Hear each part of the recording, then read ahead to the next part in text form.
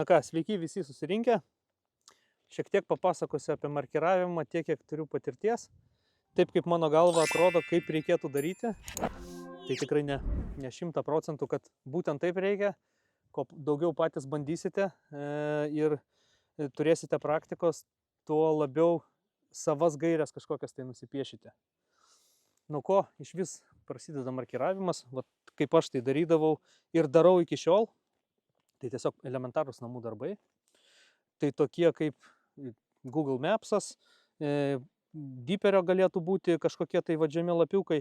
Tai tiesiog globaliai išsiaiškinti, ar yra gylio perkritimai, ar yra struktūrų perkritimai kažkokie tai. Galėtų būti karjeras, prūdas, ežeras miško glūdumoj, duobėj, galbūt kalnų tipo ežeras. Tai ko ieškoti, vat būtent. Tokie globalūs dalykai iš pradžio. Ar daug dumblo, labai svarbu išsiaiškinti, ar yra daug kliuvinių.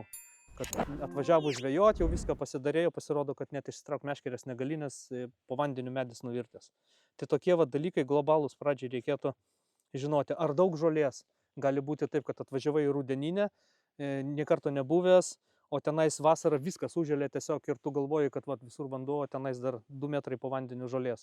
Vat tokius visus momentus reikėtų namų darbai arba kažkokia žvalgybinė, nežvejybinė tokia vat situacijos išsiaiškinimo vat būdas, ne? Ar nėra lieptų kažkokių tai paskendusių, ten nuvirtusių. Tokius dalykus reikėtų pasižiūrėti iš anksto prieš žvejybą. Tarkim, prieš, kada jau tu užmeti meškerės ir bandai ištraukti žuvį, tai ne tik susigadinsi su paskendusiu lieptų žvejybą, bet ir žuvį pakenksi ir malonumo nebeliks nieko. Taip, yra keli markiravimo būdai. Tai pats turbūt geriausias markiravimo būdas, lengviausias yra iš valties. Tau padeda echolotas, tau gali būti dugno prastuksenimo lazda, gali būti virvė su svoriu, gali būti kamera labai gerai. Tai čia toksai paprastas, vasara, šilta, viskas ok. Esu kaip pats dar daręs žiemos markiravimas. Nežinau, kiek žmonių tai yra bandę, bet aš tikrai tai dariau, aš visą ilgį atsimenu ir laumeną su kas 4 metrus eketės gręžiojom ir leidom kamerą su Deeperiu ir su pagaliu žiūrėjom, kur tas dugnas. Tai va, toksai kiekvieną sektorių labai lengva, kryptis, viską susibraižai. Tai žiemą yra vietoj būt, pas mus būna ledas, taip kad problemos nėra. Anksčiau nebūdavo. Dabar tai taip. Ir mūsų standartinis sportinis tai yra su meškerė. Tai yra švinas ir tavo pojūtis rankose. Ir tai, kad tu pajauti, gali pasimatuoti tiek struktūrą, tiek gylio perkritimus. Tai vat, kas dar? Su meškerė, kai markiruojasi, gali būti tiek suplūdę, tiek be plūdės. Lietuvoje mes dažniau naudojame be plūdės. Kodėl? Dėl to, kad mes neturime tokių didžiulių gylių perkritimų kaip užsienyje, pavyzdžiui, kur ten 3 metrus pratraukiai, tau buvo ten 5 metrai gylio, paskui 11, paskui vėl 2 ir pas mus tokių praktiškai nėra. Labai retai. Labai retai, kad kokiam nors karjerė galbūt yra, nežinau, kur tikrai nenatūraliam ežere. Pas mus retai būna. Tai mes naudojam švinuką ir jį pratraukdami ieškome struktūros perkritimo. Tai gali būti pradžia struktūros perkritimo, tai gali būti minkštas dumblas, kietas dumblas, žolė, žvyras, smėlis. Tai va. Ir visus šitos mes užsirašome savo į markerinius lapus. Ką mes to ieškom, kam mums tie dugno perkritimai reikalingi arba struktūros perkritimai. Tai labai dažnai nurodo žuvies maitinimuose arba migracijos kelią, kas irgi dažnai susiję. Jeigu žuvis, tarkim, tavo sektoriui nesimaitina, bet tu rasi jos migracijos kelią, tai yra tikimybė, kad tu bent jau praeinančią žuvį rinksi. Tai yra pakankamai svarbu. Kokios naudojamos, tarkim, meškerės rytės, yra specialios markerinės meškerės rytės ir yra paprastos, tai mes naudojam paprastas, tai yra tiesiog spodinė rytė, spodinis kotas, nusiėmi spombą, užsidedi šviną ir su jais prasimarkiruoji. Jeigu tai naudoji specialią spodinę rytę, tai jinai yra su baitraneriu, tai žymiai paprasčiau, žymiai greičiau viskas, bet tau reikalingas papildomas įrankis, jį ir vežtis, ir pirktis, tai papildomi kaštai, bet yra vietos būti. Valas naudojamas tik tai pintas, nes su monovalu tau negausi informacijos. Monovalas tempiasi ir tavo visą informaciją tiesiog tamprumas valo atims. Turi būti kietas valas, pintas, storas pakankamai 0,18 ir didesnis. Nebent reikalingi labai tolimi metimai. Kuo toliau mesi, tuo informacija bus labiau iškreipta. Tuo tu prastesnį gausi atgalinį ryšį. Taip kaip tu gali atsimarkiruoti ant 100 metrų, niekada neatsimarkiruosi ant 100 šiam, nerealu. Tu tiek nepajausi niekada. Tai yra natūralu. Reikia atsižvelgti ir į vėją, kartais būna srovėja. Tau pintas valas turi didžiulį niuansą, jisai pasidaro kaip būrė, bemetant, srovėje esant, jisai išsitempia ir tu gali nenustatyti tikslaus gylio, labai stipriai gali skirtis, tu galvoji, kad gaudai 1,5 metro gylyje, tenais yra 3 arba atvirkščiai, dėl to, kad tau būrė būna, tiesiog valo ir labai dažnai markiruotis galima suplūdę tik tai per štilių. Per didelės bangas tikrai sudėtinga. Taip, ką mes dar... Taip, pravedimo būdai ir iškelimo būdai. Tai pravedimo būdai gali būti greiti ir lėti. Greiti yra tada, kada tu jau žinai telkinį. Kad tarkim, kažkur tai yra ruožas, tarkim 15 metrų, kur bus kietesnė dugno struktūra. Užsimetė ten, tarkim, 100 metrų ir tu greitai gali dasivedė iki to jau skirtumo ir tada tenais lėtai, kad surastum būtent tą distanciją, tarkim, ten tarp 7,5 ir 8 jau pas mane viskas. Ten lėtai tai darau, kad tiksliai žinočiau kur. Kai nežinau, kaip čionais, pavyzdžiui, šitame ežere, nežinau, kur man tai daryti, tada darau viską lėtai.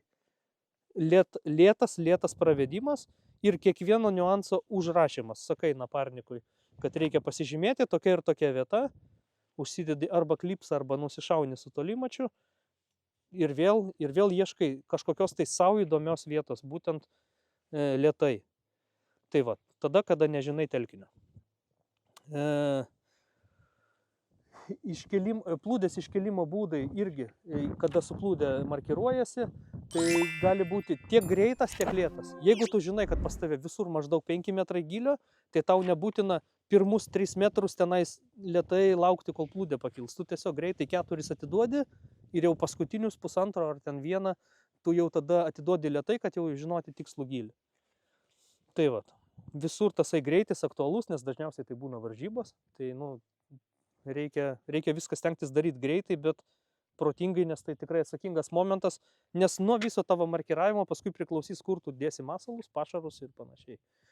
Ypač reljefiniam telkiny. Tai labai labai svarbu, tai yra esminis dalykas. Kartais tenka markiruotis ir 2 parą, ir 3 parą, nes galvoji, kad pridarai klaidų arba didelis vėjas ir tau reikia tiesiog dar kartą tai padaryti.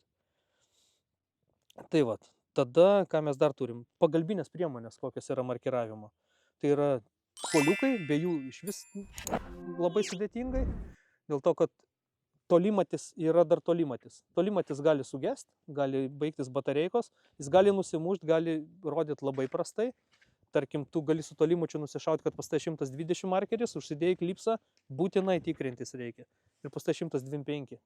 Kom tikėti? Aišku, ruletė tikėti lengviau negu elektroninių prietaisų. Jie linkia gesti, klasika. Tai va, tada, kas dar yra svarbu, tai duomenų perkelimas ant markerinių lapų. Pas mane čia labai seni tie lapai, tai nekreipkite dėmesio, kad nelietuviška kalba užrašyta. Tai nieko baisaus galbūt. Va, taip. Duomenys perkelti yra labai svarbu. Tarkim, tos duomenys, kuriuos tu užsirašai su tolimačiu, pasitikrini su koliukais, tada pasidarai juodraštį, vieno spindulio juodraštį, 2 spindulio juodraštį, 3 spindulio juodraštį ir paskui su kolega pasitari ir viską perrašai į švaraštį. Tada turi švaraštį ir tada tu jau dėlioji pagal tą švaraštį, kur tu dėliosi savo taškus, gaudiminius, kur dėliosi pašarinius taškus Tai va, nuo švaraščio viskas prasideda. Ir va, šitam va, sektoriui ypač va, mes jau pastebėjom, kad krypties pakeitimas turi ir struktūros pakeitimą, ir gylio pakeitimus. Tai galimai, kad galima rasti žuvies migracijos kelią. Gali būti kraštinis sektorius, tikrai taip gali atsitikti. Tai va, toks momentas tikrai labai svarbus yra perrašyti teisingai, nes tu gali atsimarkiruoti su vienom distancijom, padaryti klaidą ant kuoliukų arba su tolimačiu, užrašyti viską neteisingai ir žvejoti ne ten, kur tu viską radai.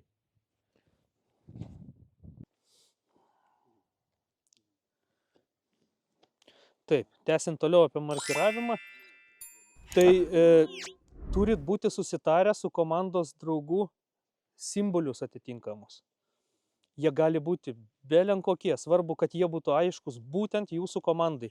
Ir aiškus, kad galvotumėt abu apie tos pačius simbolius. Tarkim, kaip žymėsim dumblą gilų, kaip žymėsim dumblą negilų, kaip žymėsim smėlį, kaip žymėsim akmenis, kaip žymėsim žolę.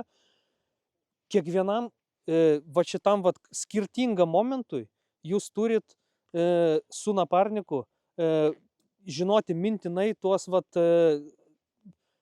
kaip jisai, nes tarkim, tu markiruoji ir sakai, minkštas dumblas. Ir jisai jau turi žinoti, pas mus užrašyta, minkštas dumblas, va kaip pavyzdys galiu, tarkim, minkštoje, ne? MK, tarkim, ir žymim minkštas dumblas, viskas. Jisai jau žino, kad aš, tarkim, va šitoj distancijoje tarp šiam ir 7 metrų žymėsiu minkštą dumblą. Paskui, gilus dumblas, tarkim, ne? Gilus dumblas. Tarkim, čia kaip pavyzdys. Kietas, ne? Kietas dugnas. Gali būti šitaip. Galit piešti zuikučius, bele ką. Nuo to nelabai pabėga. Nu, kaip, ta prasme, jūs patys savo komandai, kiekvienas atskirai, turit būt susitarę žymėjimo būdus. Nes gali būti taip, tu jam pasakai, jisai susipainė su žymėjimais, užrašo viską į juodraštį, perrašo į švaraštį. Ir tenais yra tiesiog klaida, jisai nesuprato tavęs ir blogai užrašė. Gal galima raidėm įrašyti. Laisvai galima. Sakau, bet kokie simboliai. Bet kokie simboliai. Taip, kad tiesiog suprastumėt vienas kitą. Kaip ir dar yra, tarkim, gali kiekvienam skirtingos spalvos gali būti. Tarkim, vienokia spalva, kitokia spalva. Nesvarbu, simbolis nesvarbu, svarbu, kad taip, vienas pasakė, kitas žino, ką užrašė. Tai vat, tokie turbūt esminiai dalykai ir praktika, labai gera praktika būna, vat, pavyzdžiui, pas mane, vat, kaip pavyzdys, vat, prie Varėnos yra netoli Glėbo ežeras, tai kaip aš markiravausi, tenais gylio va tiek, užsimetė 100, ten kiek eina 102 metrų iš vandens ir tu gali nueiti iki tenais ir realiai pamatyti, kaip tas tavo švinas tenais juda ir koks yra pojūtis per smėlį tempti, per dumblą, per žolės, nes jeigu tu numesi be vandens ant žemės, tarkim, vat, patempsi tenais per žolę kokį, nebus to pačio pojūčio, nes vanduo vis tiek turi savo, tai turi viskas vykti vandenyje. Ir tarkim, kaip tu jauti už 100 metrų, už 120, už 50 metrų, vat skirtingus vatos, nes įmetus va čia į 4 metrus gylio, tu niekaip nesuprasi, kas ten nepanėrės. O kada tu matai, tarkim, tenais vat, užsinešiai kur nors ir tada va tą pojūtį, tada tu tiksliai žinosi, kad ką tu tenais pajauti. Man tas kietas dumblas užstrigo, kaip jis.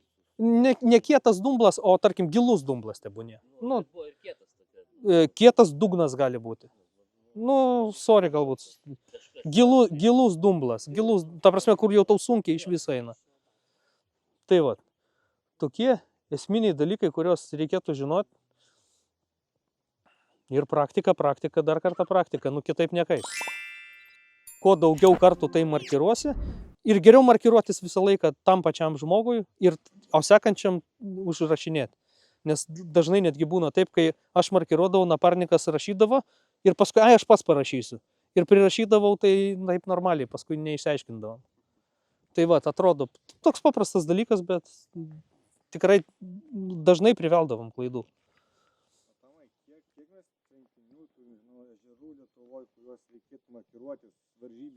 Man vabaliai patiko labai. Vabalius markiravom, ypač trečias sektorius, tenais super markerių tikrai. ten yra sala, kalnas, ta prasme, ten labai gerai.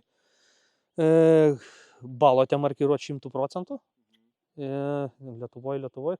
Visus prūdus irgi 100% markiruočiau, bet tik su švinu. Ypač kliuvinių. Nes, valai plaukiantis, tai čia, žinai. Tu be plūdės, tiesiog tau nereikia kelti plūdės.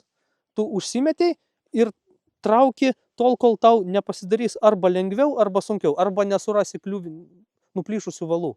Gali būti taip, kad tu užmetei, radai, nusiplėšiai, bet nuplėšiai tik tai švinuką, ten nieko baisaus, gali jų ir 10 ten nuplėšti. Bet jeigu tu nuplėšiai su šoku, su kabliuku, su viskuo, dar prie to viso, kas ten guli, tai ten žvejyba negalima tiesiog pasidaro, tau reikia žvejoti ženkliai arčiau, kaip taisyklė, geriau neprisiplėšti, nes, tikrai paskui sudėtinga būna. O kokie ypatumai plūdžių ar belekokios? Ne belekokios, plūdės labai skiriasi. Aš naudoju praktiškai vienos rūšies, tik tai štai šitos. Kuom jinai skiriasi, jinai pripildyta oro tiesiog yra, jinai sandari yra. Jinai geriausiai skrenda ir turi labai gerą plūdrumą, bet ne geriausia. Yra ženkliai geresnių plūdrumo turinčių plūdžių, bet jos labai blogai skrenda. Jos būna dažnai iš putplašio tokio ar iš kažko, tai jos labai gerai tinka tokiam kaip ilgiui, laumenai, kur labai didelis dumblas. Jos ženkliai didesnės, bet jos paskendusios į dumblą sugeba išnerti. Šitos plūdės tiek neturi to plūdrumo. Yra medinės, jos dar prašiau kyla, bet irgi vietos yra būti. Čia iš senų laikų sportui naudojamas dažniausiai šitos, bet reikia neužmiršti, kad tie, kurie žvejoja, sakykime, atsakau, laumeno ilgi ir panašiose, kur didelis dumblas, šitas plūdės aš nenaudočiau. Aš naudočiau tokias, kurios išneria iš dumblo, tai labai labai svarbu. Nes neįmanoma kai kur prasimarkiruoti dėl to, kad ten metras dumblo tiesiog. O kaip žinot, kad ten apie metrą dumblo? Paprastai tau nekils markeris, tau nekils tol, kol... Tuoj parodysiu šiek tiek pavyzdį. Šitame ežere mes pagrindė žvejojam, tai čia realiai vien dumblas. Žiūrėk, yra originalus, aš nežinau kaip lietuviškai, atvočikas, atmušėjas, jisai tokio ilgio. Jeigu pas tave bus dumblo čianais daugiau negu per plūdę ir per šitą daiktą, nes tu užsimeti, būna taip. Tau nuskęs ir šitas, ir plūdė. Plūdės keliamoji gale neužtektina yra...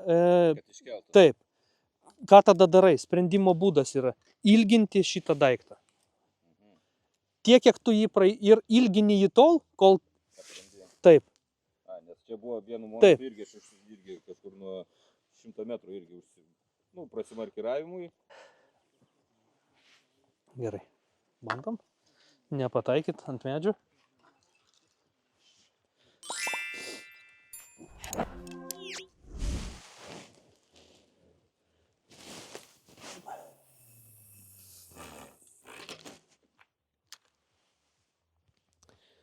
Taip. Meškerė užmesta. Palaukiam, kol įsitemps valas. Nes jeigu valas neįsitempia, gausit iškreiptą vaizdą apie gylį. Kai valas įsitempia, tikrai tai jaučiama yra, atleidi rytės būgnelį ir tiesiog matuoji nustatytą savo atstumą. Pas mane 0,5 metro, kiti matuoja pėdom arba dar kažkokiais tai matavimo vienetais. Pas mane pusmetris. 1, 2, 3, 4, 5, 6. Laukiam, kol plūdė iškils, dar neiškyla.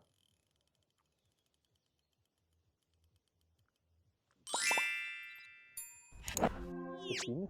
Matau. Tai 3,5 metro gylio. Kryptis lieptas. Jeigu tai žiūrėtume tiksliau, tai reikėtų žiūrėti horizontą būtent, o ne ant kranto esančius daiktus, nes naktimis tu tos krypties nebematysi. Tai reiškia, virš liepto pasižiūri, kas yra. Matosi išraiškingas, pušies viršūnė ir viskas. Jau tu žinai kryptį, žinai gylį, lieka sužinoti distanciją, yra 2 būdai.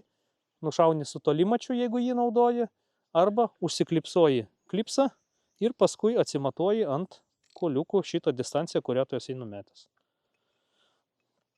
Užsidėjai klipsą. Mes, tarkim, neturim tolimačio, tiesiog darom paprastoju. Ne, mes turim tolimačio. Taip, prašau, palaikyk. Tuoj pasimatos. Ai, palauk, kišenį. Taip. Yra tolimatis. Plūdė. Nematau. O dabar matau. Taip, tuoj aš tau duosiu. Irgi pats pasižiūrėsiu. Taip, lygiai 80 metrų. Taip, laikyk. Dabar tu turi, čianais yra mygtukas, štai šitas didelis. Kai tu vieną kartą paspausi, tenais bus toksai kryžiukas. Ir ant to kryžiuko yra toksai, nu, kaip jisai, taikiklis, jo. Tai tu su to taikikliu turi pataikyti į plūdę. Iš pradžių turi... Nuspausi, atsiras taikiklis. Ir laikyti nuspaudus, ar tik tai? Ne, tik tai nuspausk, atsiras taikiklis, vieną kartą spustelk, tu turi surasti plūdę. Taikiklis ir tada dar kartą paspausti.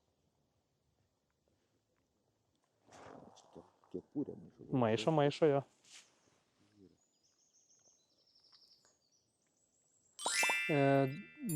Galima naudoti štatyvą, jis stipriai padeda, bet iš rankos irgi šiaip pasitaiko. Distancijos iki 120 metrų pakankamai lengvai nusišauna. Supratau, aš galvoju, kaip jisai veikia, tenais atsiranda... Taip. Aha. Taip vat. Norit pažiūrėti, prašau. Ar matai plūdę? Taip.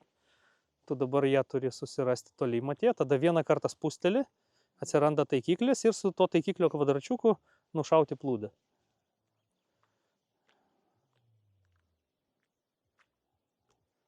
Rašo? Jo, 80. Nu.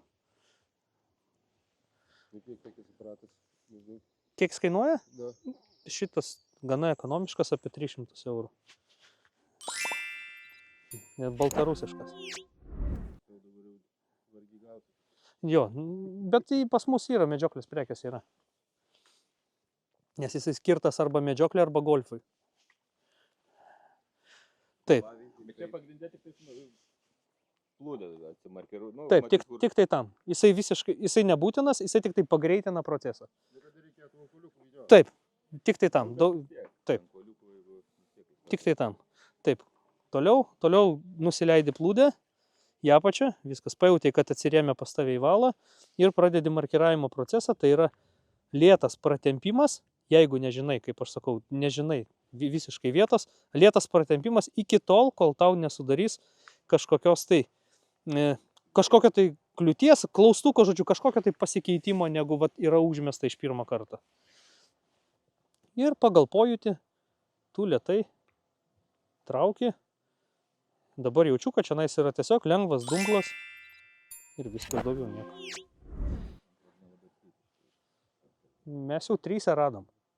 Taip.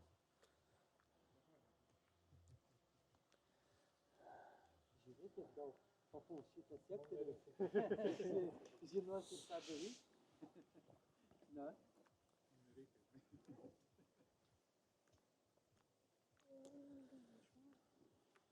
Per dumblų dar ką nors jaučiat? Jaučiam dar. Ne, būna tik kliuvinių būna. Bet čia, man gal, šitam sektoriui nelabai. Ne, čia visus stebėjimai.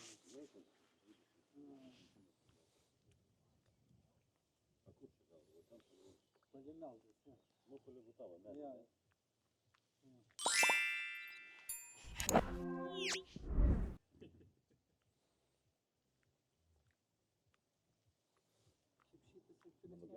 Pirma žvejyba, man.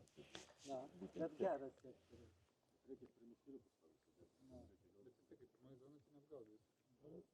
Taip, šiek tiek pasikeitė dugnas. Pasidarė gilesnis dumblas arba žolė. Pasikeliam plūdę. 1, 2, 3, 4, 5, 6.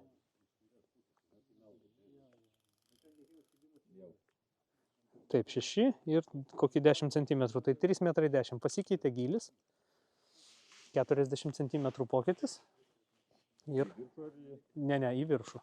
Ten buvo giliau, čia sekliau, ant 40 comų, distancija 59 metrai. Prieš tai radom 62. Tai va. Prieš tai radom 2 kartus, ne, 3 kartus radom ties 62. Tai va. Dabar 59. Tai maždaug distancija yra apie tarp 62 ir 60 metrų, kad yra pakitimas. Toliau, ką mes darom? Mes ieškom, kada tas pakitimas baigsis, jeigu jisai baigsis. Jausmas traukimo yra ženkliai sunkesnis. Tai reiškia, kad arba čionais yra daugiau lapų, arba yra gilesnis dumblas, arba daugiau žolės. Žodžiu, kažko tai čionais yra daugiau, tai kas trukdo traukti švinų ir plūdį. Gali būti taip, kad iki kranto linijos bus vienodai, o gali būti, kad ir ne. Traukti ranką reikia iš viršaus ir iš apačios. Jokio skirtumo. Kaip geriau jau. Jo, kiekvienam individualiai.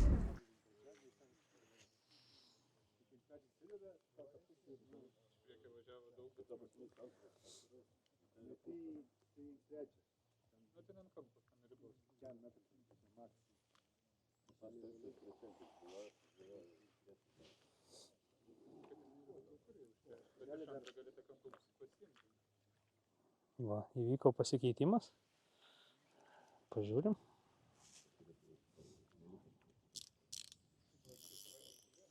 Vienas.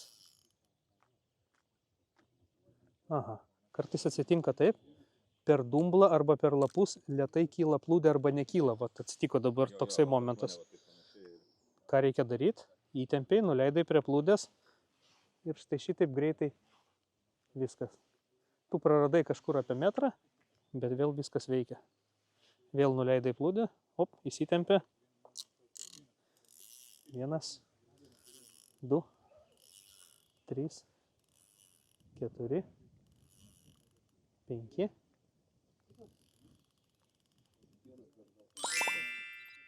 6.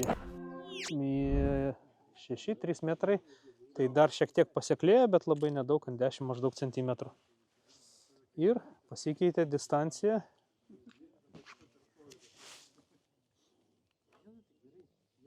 Į 42 metrus.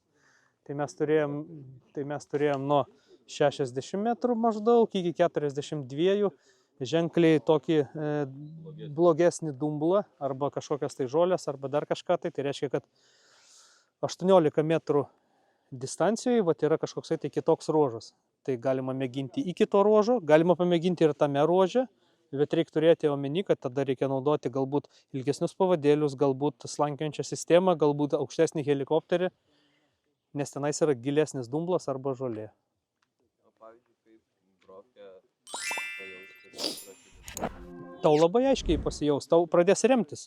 Tau lygiai taip pat, kaip skiriasi struktūra, taip pat ir brofkė pasijaus. Nes tau pradės remtis. Tuo mes ją surasim.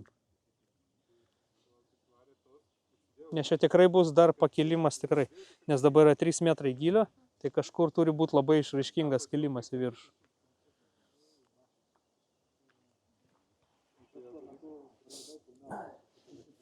Šalta.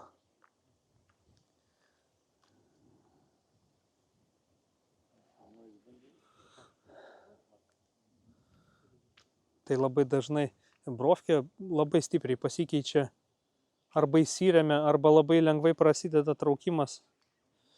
Žodžiu, labai greitai pasijaučia. Brofkė lengviausiai surasti.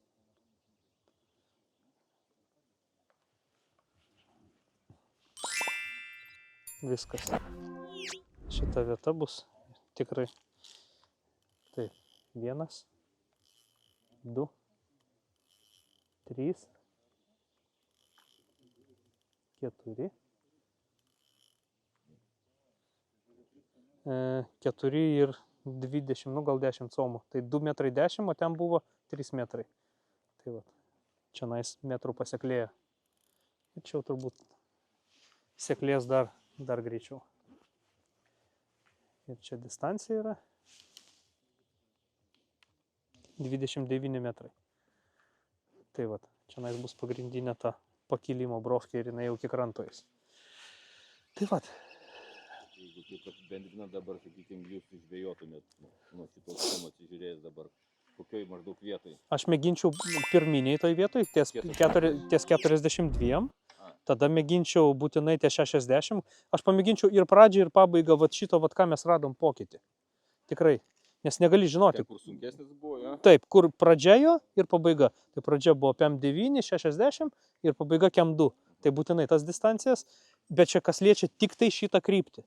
Nes jeigu mes pakeisim kryptį, tos visos distancijos gali kisti. Gali ir nekisti. Tai tu turi prasimarkiruoti kitą kryptį ir kitą kryptį ir tada pasižiūrėsi, kaip.